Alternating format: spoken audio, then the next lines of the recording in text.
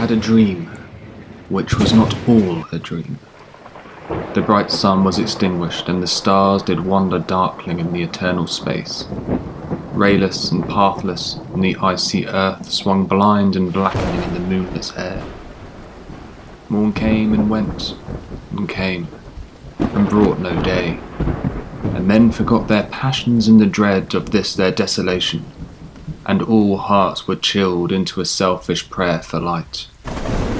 And they did live by watchfires, and the thrones, the palaces of crowned kings, the huts, the habitations of all things which dwell, were burnt for beacons, cities were consumed, and men were gathered round their blazing homes, to look once more into each other's face.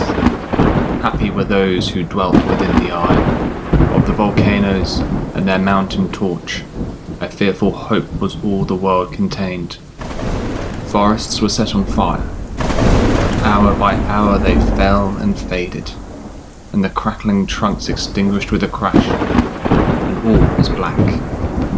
The brows of men, by the despairing light, wore an unearthly aspect, as by fits. The flashes fell upon them, some lay down, and hid their eyes and wept, and some did rest their chins upon their clenched hands and smiled, and others hurried to and fro, and fed their funeral piles with fuel, and looked up with mad disquietude on the dull sky, the pool of a past world, and then again, with curses cast them down upon the dust, and gnashed their teeth and howled.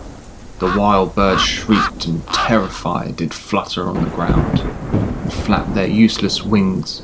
The wildest brutes came tame and tremulous, and vipers crawled and twinned themselves among the multitude. Hissing but stingless, they were slain for food. And war, which for a moment was no more, did glut himself again. The meal was bought with blood, and each sat sullenly apart, gorging himself in gloom. No love was left. All earth was but one thought, and that was death, immediate and inglorious, and the pang of famine fed upon all entrails. Men died, and their bones were tombless as their flesh. The meagre by the meagre were devoured. Even dogs assailed their masters, all save one, and he was faithful to a cause, and kept the birds and beasts and famished men at bay, till hunger clung them, or the dropping dead lured their lank jaws. Himself sought out no food, but with a pious and perpetual moan, and a quick desolate cry, licking the hand which answered not with a caress, he died.